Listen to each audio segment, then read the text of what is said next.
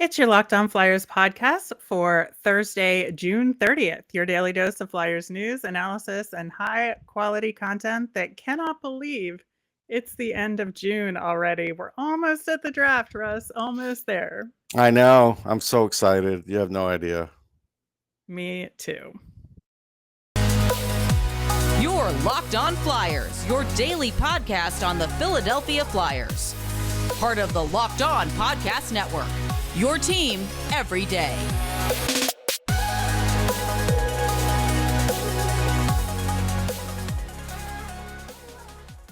Hello, I am Rachel Donner. You can find me on Twitter at rmiriam. You can find my incredible co-host Russ Cohen here on Twitter at Sportsology.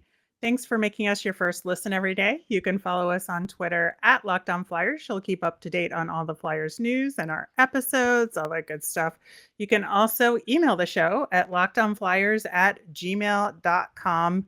On today's show, we are going to dig into the pre-draft press conference held by Chuck Fletcher and Brent Flahr. They had a lot of words to say, but we're going to try and parse out some meaning behind it.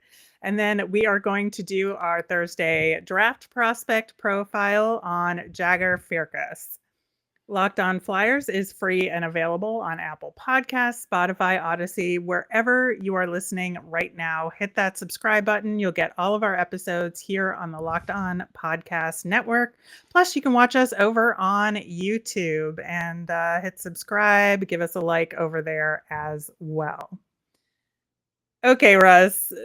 They definitely had a lot of words come out of their mouths, although I couldn't hear them at first because the feed didn't have any sound. But once we got past that point and they were able to troubleshoot that technology there, they had a bunch of different questions thrown at them, but I think the most important ones, obviously, the draft coming up was on that 5th overall pick and what their plans were for it. And I think the thing he was trying to emphasize is that, yeah, we're going to take that number 5 pick overall. Of course. I mean, it's a 99.9 unless something were to change last minute and something amazing comes along. And, you know, he could even fake that he's on the phone when, you know, the 4th pick is done being made and he's on the clock. And I still won't believe it until they go up to the podium and announce otherwise. Yeah, I can also picture everybody else at the table being on the phone, except Chuck just sitting there because he doesn't realize he's supposed to be in on it. But yeah, that's ultimately what he said, is that, you know, he really values a top 5 pick. He was very gracious and acknowledged that you have to be a bad team to get a top 5 pick, which was nice to hear out of his mouth, at least that he is aware of how much work they have to do. And I think one of the other interesting aspects of how they talk about it is that, you know, he talks about the scouting staff working hard all year long to prepare these draft lists. And he's almost as though he was weighing the value of that work. And, you know, if you trade the pick, then all of that goes to waste. Right. And you can't do that 2 years in a row. No, well, that's the idea why you should have more picks than they do. That's exactly the reason why. Even if you traded the 5th pick, if you had a lot of other picks to fall back on, the scouting department's work still doesn't go to waste. Like, that's basically the point. But they don't have enough picks. They don't this year. It would have been nice if they had some more, at least, you know, having multiple picks in the 3rd round or that 2nd round pick, which is still bothering me. It's still bothering me. Listen, but I don't know if they can do anything about it. No, but I'll tell you what bothers me. In the end, like, I understood what they gave up for Ristolainen, fine. But what I don't understand, and I don't believe they asked for it, were taking the 2023s from the Giroux trade. You know, it's like, and I forget, maybe Florida didn't have a second either. That may be it. But then it's like, honestly, they devalued that whole Giroux trade by doing that in my eyes, because even if you love those picks in 2023, you've now set yourself back another year waiting for those picks. And then you could have had a year of development if you traded with somebody else. Like the whole thing, the whole Giroux trade, it really does affect them for a very long time. Yeah, well, especially because the first rounder we're not going to see until 2024.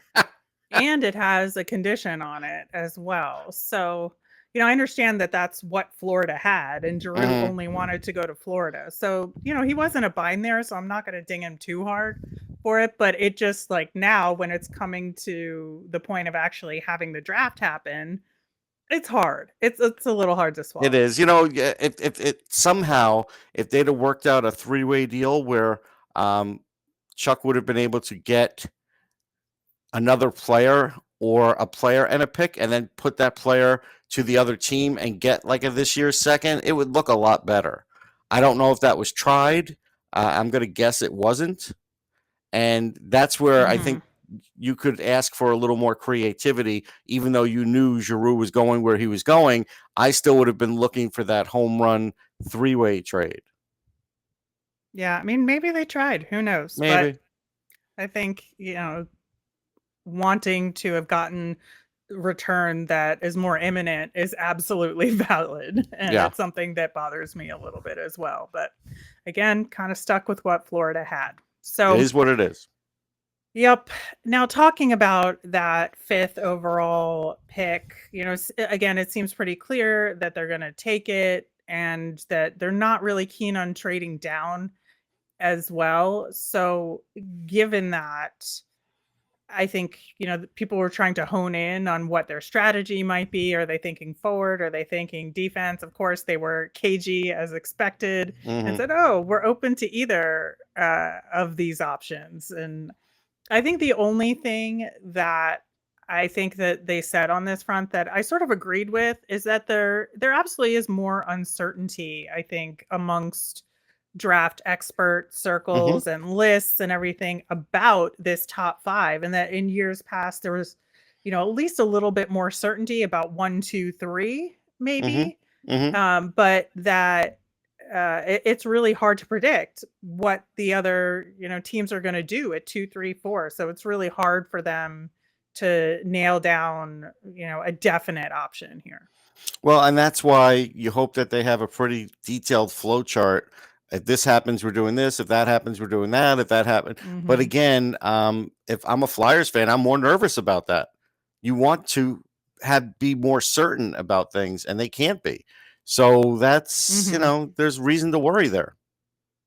Yeah, I just think it's through no fault of their own. I think there really is uncertainty here. No, I do. I agree. They absolutely should be prepared, like you're saying. I almost picture, like in football, the coaches have those diagram charts that are laminated and they hide what they're saying from the camera, that they have one of those sort of flow chart things, and they can just sort of be like, oh, we have reached here. Now we are going to do this because that's what we said we would do.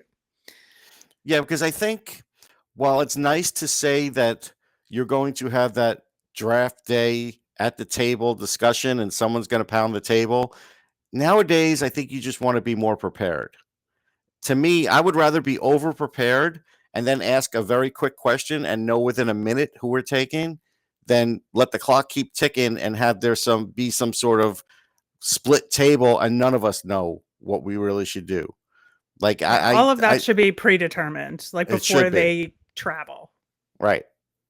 So as far as John Tortorella and the draft, it was made very clear that he would have little to no impact on the draft itself, that his role is more to weigh in on potential free agents and trades and the current roster and how they're going to work with that. And that makes total sense because obviously the draft picks, likely they won't see them for 2 to 3 years. And that's for the player development group to manage. And that's why I think John's always nice to me at the draft, because I'm on the draft floor. So I see a lot of the coaches and team players and stuff if I go get a snack or whatever. And I think he's just bored. And I think he's happy to talk to anybody. Yeah. All right. Well, we are going to talk a little bit more about John Tortorella and the info we got about his coaching staff, as well as some player updates coming up next. But first, we are going to hear about our friends at BetOnline. BetOnline.net is your number one source for all your betting needs and sports info. Find all the latest sports developments, league review, and news, including Major League Baseball and all the info leading up to next year's NFL, NBA, and NHL seasons.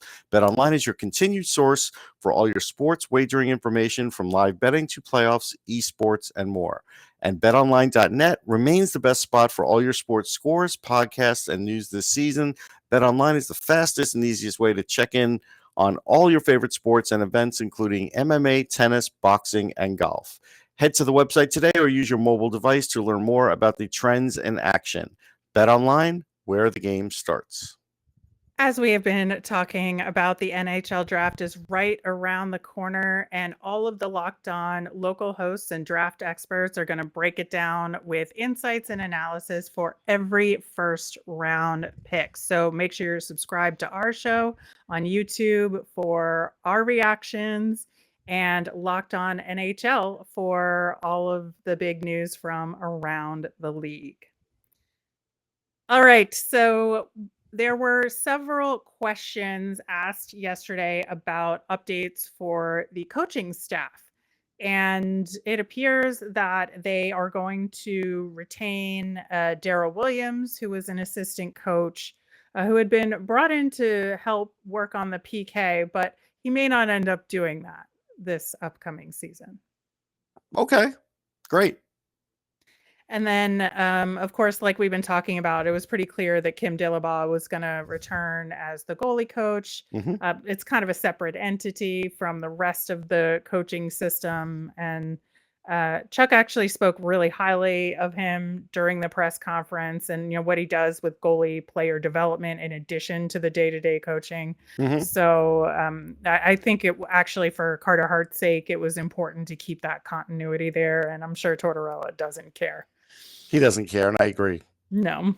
And then they're going to keep the two video coaches, Adam Patterson and Vinny Eula. Again, that's kind of a niche role and doesn't really... The fans aren't holding pitchforks about the video people. Yes, exactly. As long as they're doing their jobs and cutting tape and getting the highlights together so that Tortorella can run his practices, I think that's the important part. And then the rest of the staff is TBD. So it looks like there's at least two open positions, if that's how they're going to structure the staff, and that one would run the forwards and the power play, and the other assistant coach would run the defense and the PK. Right. Maybe they're waiting for July 1st to happen because that's when a lot of contracts end. So that's fine. I'm okay with that. Yeah, if it's taking them a little bit of time because he wants to talk to certain people, yeah, again, fine by me as well. On the backup goalie position, which we have talked about multiple times in the last couple of weeks about, we were kind of nervous because it seemed like they were in a good spot with Sandstrom and Fedotov, like kind of duking it out for the backup spot. And then the other one would go to Lehigh Valley. Totally fine, but they are going to look at trades as well as UFA goalie options there. Why? But Chuck did recognize that would take up cap space, and that's a consideration. No kidding, Chuck. Yeah. Like, why? This is where you could save on the cap. This is like, here's... Well, I think they understand that. And No, but here's my thinking. This is the flawed thinking in this. As things are coming together or not coming together, the dream of being a playoff team should be like really on the back burner. Even if you're going to tell the fans that, the fans understand what's happening here, right? So I think if nothing else, you'll roll with the young guys to start the season. And if you're having this great magic carpet ride of a season, then at the deadline, by all means, go get your extra goalie. But why in the world would you dedicate cap space to that early on when you don't have it? I don't think they want to or are planning to. Just the tone of that part of the conversation was like, yeah, it's not an ideal thing for us to... Then say you're not, and then we have no discussion. They didn't say they're not, Rachel. That's the problem. No, it just, based on how it was phrased, it seems like they're leaning toward just having Sandstrom and Fedotov. But to me, if there's a team out there that says, yes, we will take JVR's contract off your hands, but take our extra goalie, You might have to Okay. consider Do something you really like think that. there's a team out there at this No, point? I'm just saying All right, things fine. are possible. I had to call you on that. Sorry. That's a big pipe dream on your end. Listen, we're trying every and all means necessary We to are. get rid of JVR. So We are. just let me think about that one and dream that it could happen for half a second. It's never going to happen. That's fine. That's fine. The other big thing that we have to talk about, which I hate talking about, but it's important, and that's Ryan Ellis. And Chuck Fletcher said that there was some progression since the end of the season and since last month even, but he's not even on the ice yet. And so it's really hard to predict where he'll be even when camp starts. And that's something we've talked about, that at least from my perspective, I was willing to give it that extra 4 to 6 weeks to say, okay, where are we now right before the draft and free agency? Because at that point, you have to make a certain assumption. And to me, now you have to operate under the assumption that he's going to be unavailable for the foreseeable future, and you have to plan accordingly with your defense. Right. The only problem with that is, so now you're almost certainly not starting your season with your number 2, and you don't know for sure if you're going to be able to retain some temporary cap space, because you don't know when they're going to be able to put them on LTIR, if they do. And so as a result, July 1st, what the hell are you doing? Like, this is the worst case scenario that we were talking about, is to go into free agency and not really know. Yeah, it's brutal, because not only is there this giant question mark, there's the cap space to worry about, like you were saying. And then like we've been saying, and your suggestion on previous shows about trade options, that I think Provorov is now off the table. Because, it is. Because you cannot trade your supposed number 1 when your number 2 is unavailable for the foreseeable future. You just can't do that. So I think that it limits them from a flexibility standpoint in terms of those trade options. And not that I was saying, trade Provy, but it has to be on the table when you're trying to reconstruct this defense. And man, this is so tough for Chuck Fletcher. I can't imagine why he wants this job right now. But well, let's really call this what I think it is.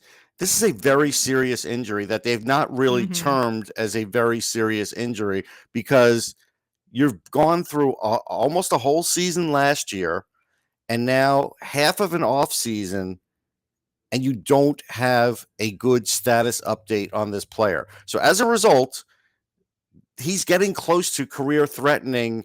Like, if he doesn't come back by, let's say, December, then you have to start thinking career threatening. Like, that's where your mind is going to go, fair or unfair. Yeah, it's just a mess. And I think that ultimately where we are left is having to depend on our younger players a lot more. And I think that's going to be high risk. It could be high reward. I'm not saying it couldn't work. I'm just saying it's going to be very high risk. And it could, on the defensive side of things, that's problematic from a development. Well, you have Nick Seeler, who's going to play 40 games again. Like, he dear is. Lord. Dear Lord. His agent knew it, and he knew it. He's going to play another 40 games. And, the other issue is, just because you have this problem, do not rush Ronnie Attard. No, it's not his problem. And that's what I was just saying, that I feel like it's going to be a problem from a development standpoint on the defensive side. And now Cam York's almost assuredly going to get thrown into that number 2 spot, and you hope for the best. Yeah, I think it's a distinct possibility. I mean, moves to be made. There's the next few weeks of activity. We shall see, but it's a little dicey. What moves are to be made? Dicey. You know what this is like? This is like your parents have said, you're basically saying, I'm saving for a new, I don't know, book. And you know what? But we're taking away your allowance for the next couple of weeks because we didn't like what you were doing. And you're now looking at your budget for this new book and saying, well, if I don't have these next 2 weeks of allowance, like, I don't know, can I even get this book? Do I have to get it used? Like, that's what you're sort of looking at now with the Flyers. It's like they have a very limited budget. They do. All right, a couple other player notes on Joel Farabee. He said that they're going to take a cautious approach with his return to play, which I think is good, that they're willing to have him Yes. sit for a few weeks into the season Oh, if I think that's it'll be longer what than it that, but yes. needs. Yeah, that they're going to wait until he's good and ready and that his health is the focus. So I think that's important, especially with this surgery and the recovery. So I was glad to hear that. And then Sean Couturier and Kevin Hayes are doing really well with their summer training. So that's good news, I But just guess, again, these are to end on. 4 players we just reported on. 2 of them are going well, 2 of them are up in the air, and this is like your core. Like, you don't have a lot after this. You do have some players, don't get me wrong, but this is like your core now. And so tell me how they're going to have this great season. I don't think that anybody thinks that, though, Russ. But it was said. It was said. I don't know. I don't know that was this time around as as optimistic a tone. I think there was a lot more real. Well, I think since they've said aggressive retool, I do feel like the tone has changed, but they haven't said anything about a change. Well, I'll put it that way. All right. Well, let's put a pin on that, Uh-huh. and we'll see how the next couple of weeks goes. But we do want to talk about Jagger Firkus, prospect, coming up next. He's a lot of fun. So Best name in the forward draft. to that. 100%. All right, Russ. Jagger Firkus, really small kid, 5'10", 160-ish pounds, wet, from Alberta. And right now he's with the Moose Jaw Warriors in the WHL. Had an absolute killer season this year, 80 points in 66 games played, 36 goals, 44 assists. And then in the playoffs, additional 10 games, 12 points, 6 goals, 6 assists there. And I think that from a Flyers perspective, the most important thing about him is that he's a redhead. And I think it's important that we got to restock the cupboard of ginger players for the Flyers. That's interesting. I know at the top prospects game, they said he was 5'10", 150. I'll give you the benefit of the doubt on the 160, but I'm not sure that that's actually the case. But we'll assume it is. When you look at him, you can't really envision much more than 170. Like, that's probably where he's at. He's pretty slight of frame. The shot's great. Like, he's got a tremendous wrist shot. Like, it's one of the best releases in the draft. It is. And his one-timer is a pro one-timer. If he's on a 2-on-1 and you got him the puck, it's getting buried in the top. He's a very good skater. He's not a great skater, but I think he's good. So he can get behind the defense where he's at now, and he does know where to go on the ice. So he seems to find those soft areas. He's very, good with dekes. And honestly, he scored 2 Michigan goals already, which again, hard to do. And he could make goalies look bad. Like, if he is winding up if he gets the puck and he's just shooting a wrist shot, I've seen goalies just wave at that puck at his level because they just don't even see it. I think as he moves up, that'll change a little bit. But, the biggest issue is at the weight, or even what the future weight that you think he'll be at, what is he? Power play specialist for sure. Don't think he can get into the top 6 the way he is. That would be hard. So you'd have to say probably third line. I don't like to say middle 6 because there's no such thing as middle 6. I think that's a phrase that got made up because people didn't want to say just fourth like the line. original 6. There's no such thing.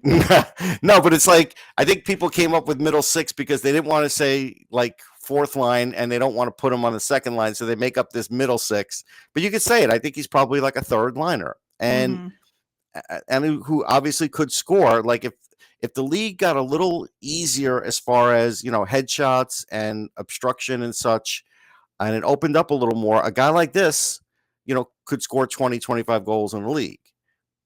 The way the league is today, I don't know if he can.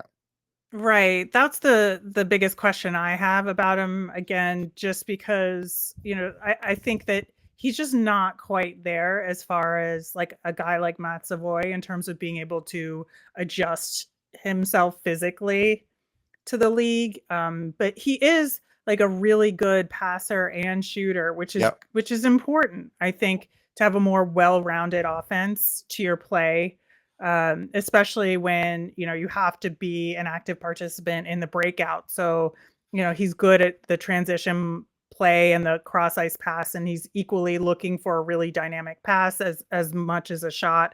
And I think that's a really good balance to have, and I think that's what makes him so intriguing for me personally, other than the fact that he's ginger. But he is sort of ranked in the bottom half of the first round. Do you think there's any chance of him slipping to the second round, or do you think he's gone? No, I do. I have him at like 32, which means he could be anywhere at that bottom of the first round to, the first 5-6 picks of the second. A lot of good players go in that first 5 or 6 pick in the second, like that. And so I think he could end up being in that because everybody knows he's a goal scorer. So at some point they're going to take the risk because he's a goal scorer. And if you're the Flyers, the only shot you're getting at him is if you moved way down in the first round because you got, a player or an additional second round pick or something, and then you wanted to take Firkus, like if you're like 26, 7 or 8, fine. I think that would be okay. Otherwise, they're not really going to get a shot at him. So that's the way the Flyers can get him. Other teams, it'll be like the teams with the multiple seconds that will have a real shot at him. Now, again, if the Flyers wanted to trade both their 2023 thirds for a middle 2023 second because they see he's there, I would do it. But they might not. Too. But they might not be, Yeah, that's the thing, is that it's getting harder to imagine what they could deal in order to get into the second round at this point. But I still kind of want them to do it. And I think packaging 2 of those 3 third rounders from next year is a possibility. It would make you feel better about the return for Giroux. It would also make you feel better because there's a chance this kid can be a goal scorer at the NHL level, which is something the Flyers desperately need. They still don't have enough goal scorers in their system. So these are, a couple of reasons why I think it would be great if they could do it. Yeah, I think so too. And I think that it's going to be increasingly important for them to at least make that attempt. And that's why we talk about prospects like this, because you have to know who all these guys are so that, at least speaking from the Flyers management perspective, you have your board and you understand all these guys so that should they have the ability to trade into that second round, who you're going to pick. And it's very deliberate. And for a guy like this, I think it's worth trying to get that extra pick. Yeah. Oh, yeah. Yeah. I mean, again, there's very few players born with the kind of release he has on the shot. Mm-hmm. Yeah, I think, our Flyers fun thing is a highlight reel for Jagger Firkus. And I think that, man, you look at that release. I mean, it's undeniable. Like, I watched through this whole video and I was like, oh, right, that's what people are talking about. So it's kind of like, literally, it's like 1 second in the net. It's like bang. That's what it's like. It is. All right. That'll do it for today's show. Of course, we will be back tomorrow. We are going to be talking to Sarah Avampato, who is the host of Locked On LA Kings. And we're going to do another trade scenario episode. Very excited about that. So if you have some trade proposals for the LA Kings, comment on our YouTube channel, send us an email, tweet us at Locked On Flyers, and we will happily pitch it to her for you. I am Rachel. I'm on Twitter at rmiriam. That's RMIRIAM. I'm Russ. I'm at Sportsology, SPORTSOLOGY. Thanks again for listening and have a great day.